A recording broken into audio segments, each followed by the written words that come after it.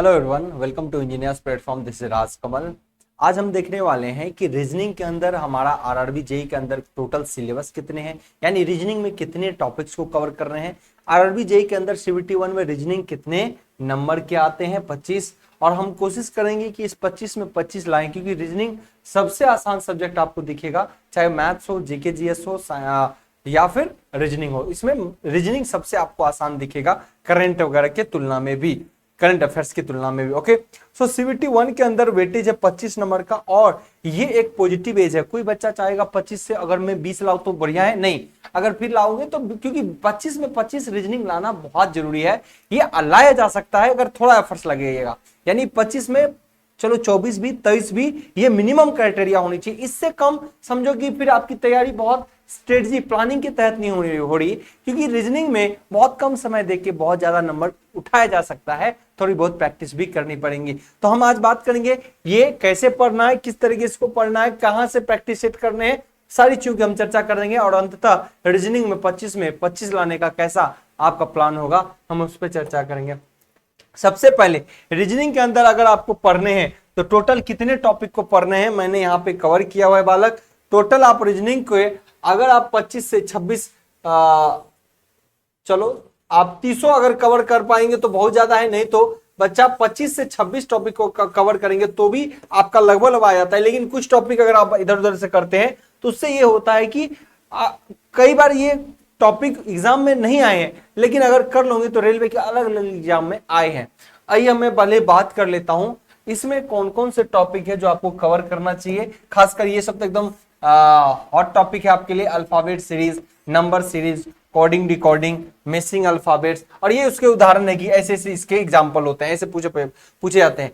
Mirror image, water image, dash and cubes, है ना, dictionary pattern, classification of odd pair, number of triangles square find out करना, direction test, matrix से प्रश्न पूछते हैं, blood relationship से क्वेश्चन पूछते हैं, वर्ड सीरीज से होता है, एनालॉगी होता है, पेपर फोल्डरिंग होता है ना, मैथमेटिकल ऑपरेशंस होते हैं।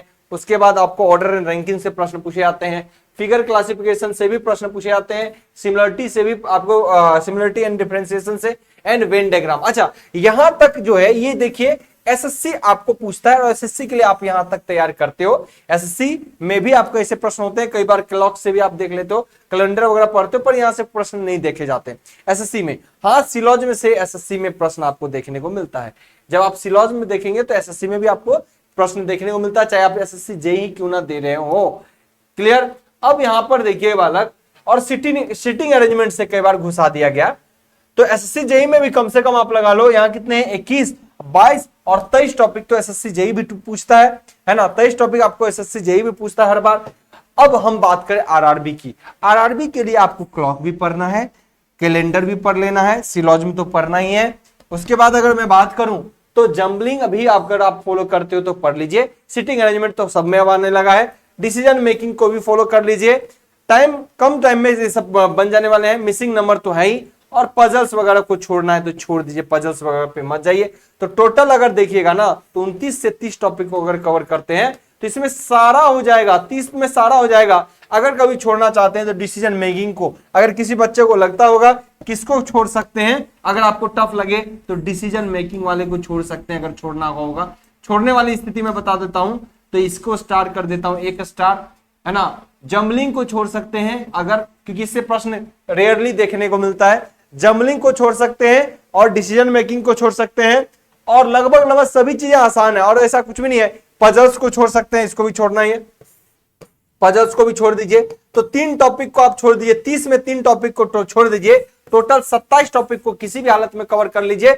आपका पेपर कहीं नहीं रुकने वाला, कहीं नहीं इसमें रुकने वाला है, आराम से आप कर लेंगे। इन बातों का ख्याल रखिएगा। रेलवे के लिए स्पेशली हमने डेडिकेट किया, अगर एसएससी का करते तो 2-4-5 टॉपिक और काट देते एसएससी के लिए, लेकिन रेलवे में लगभग इतने से टॉपिक से आते हैं, आपको इसमें कवर करना पड़ेगा। तो इतने टॉपिक को रामबाण मान लेना है, इसको एकदम छोड़ देना है, इसको छोड़ने की इच्छा है छोड़ देना, पढ़ने का अगर पढ़ा हुआ है तो रखिए, और इसको भी छोड़ देना है ना। बाकी सभी को बेहतर तरीके से करिए। रीजनिंग में इतनी गारंटी मानिए बालक कि आप किसी भी हालत में 25 में 25 ला सकते हैं, कहीं समस्या नहीं है। एसएससी में भी, जेई में भी बच्चे 50 में 50 लाते हैं, लेकिन अगर बहुत बुरा स्थिति हुआ तो बालक इसमें आप ये कर सकते हो कि 25 में 23, बहुत बुरा की स्थिति हुई तो ये अब बुरा कंडीशन जा रहा है 23, अदरवाइज 24 ला रहे हो 25 में तो आपका बढ़िया है, आपका 25 आ रहा है तो बढ़िया है। इन बातों का ध्यान रखिएगा, सबसे कम समय में ये लाया जा सके। अच्छा, इसको करेंगे कैसे?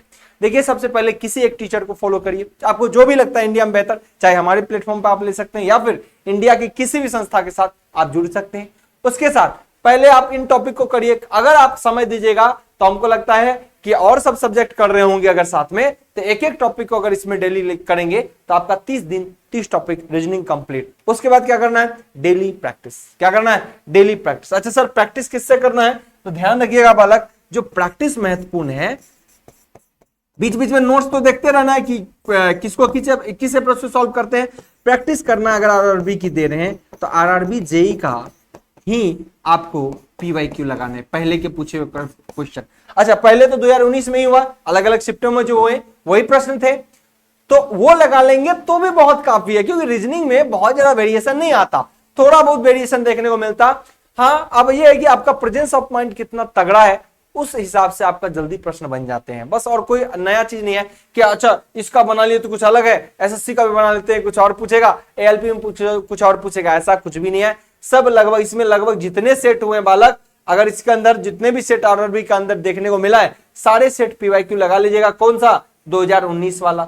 बहुत अगर इच्छा होगा ना तो लेटेस्ट पैटर्न को ही उठाइएगा। 2014-15 वाला में जो हुआ था वहां तक नहीं जाने की जरूरत है, कोई नीड नहीं वहां जाने की, तब तो मिक्स हुआ करता था इलेक्ट्रिकल मैकेनिकल सिविल का, ओके, तो वहां जाने की जरूरत नहीं है। फिर आपको अगर इच्छा होगा तो आप आरआरबी एएलपी का लगा लीजिए, है ना। अगर इच्छा हो गया और लगाने का, एएलपी लगा लिए और एनटीपीसी लगा लीजिए, लेकिन इतना लगाने की जरूरत नहीं है। अब मैथ्स में लगाया जा सकता है क्योंकि वहां प्रैक्टिस करने की जरूरत है, वहां पे स्पीड चाहिए।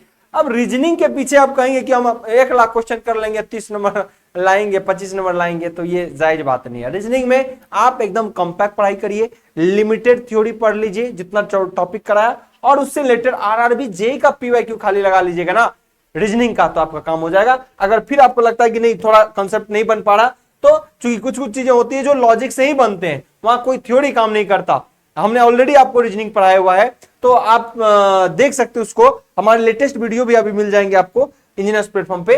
तो आपको ये सारे चीज कर लेना बालक, और इस तरीके से ही आपको बढ़िया से हो जाएगा। रीजनिंग में भी प्रैक्टिस की जरूरत है। तो मैथ्स और रीजनिंग, मैथ्स का ऑलरेडी हमने आपको सिलेबस एनालिसिस बताया, कौन कौन से 19 टॉपिक करने हैं, और इसमें लगभग आपको 27 टॉपिक कर लेने हैं, तो आपका बेड़ा पार हो जाएगा। और मैथ्स 30 और ये 55 नंबर में सिक्योरिटी लाइए एकदम, कि 55 में 50 से नीचे नहीं जाना है। उधर जो बचा साइंस, वो भी प्लस मार्क्स आपको देगा कि 30 में अगर वहां से 25 का भी स्कोर करते हैं, जो कि देखिए हो सकता है कि उस टाइम 23 ही आ जाए, 22 ही आ जाए, वो एक अलग मैटर है, लेकिन हमारी टारगेट होनी चाहिए कि 30 में 25 हमारा साइंस से भी आना चाहिए, और वहां से अगर आ जाता है तो हमारा 75 हो गया। और 75 नंबर में पहले बोला हूं, इस बार का टारगेट आप किसी भी जोन से बड़े हैं 75 नंबर का रखिएगा। 75 अगर टारगेट आपका रहेगा तो ये समझ लीजिए किसी भी जोन से नॉर्मलाइज होकर आपका 80 के आसपास पहुंचेगा, और 80 नंबर में सभी पोस्ट के लिए सभी जोन में आप एलिजिबल हो, चाहे आप मुंबई से बड़े हो या फिर इलाहाबाद या फिर Ajmer. 80 number much more sufficient. 75 number आप रो नंबर लाइए और नॉर्मलाइज होकर वो 80 के आसपास पहुंच जाएगा, अच्छा स्कोर हो जाएगा। तो सीबीएसई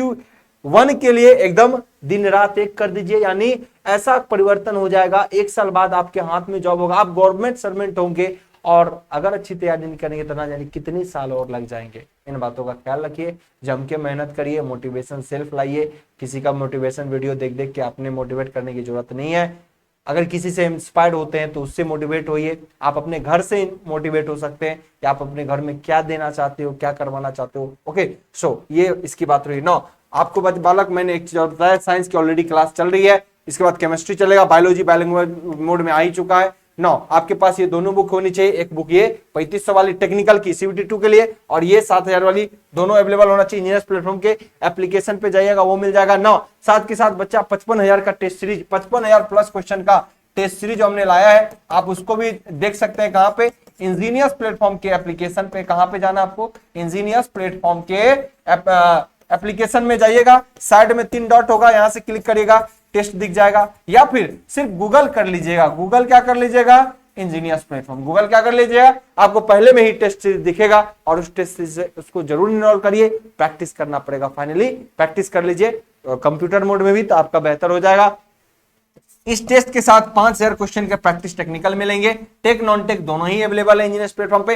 हिंदी सिर्फ टेक्निकल, बाइलिंगुअल सारे कोर्स रेलवे को लेके चल रहे हैं, लगातार डेली लाइव सेशन चलते हैं।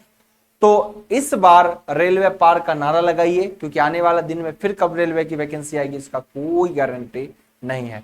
तो इस बार जो हो वही फाइनल हो, ये हमेशा ये सोच होनी चाहिए। और अगले साल एक सीट पक्की हो, मतलब बेरोजगार से रोजगारी की ओर किसी भी हालत में गुजरना है, चाहे आपको उसके लिए जो भी करना पड़े। ओके, और इंजीनियर्स प्लेटफॉर्म की पूरी टीम लगातार आपके लिए साथ जुड़ी हुई है। उम्मीद करते हैं कि आपके सक्सेस की राह में एक बेहतर कड़ी साबित होगा इंजीनियर्स प्लेटफॉर्म। मिलते हैं फिर आपसे नेक्स्ट सेशन में। Bye bye, take care, thank you.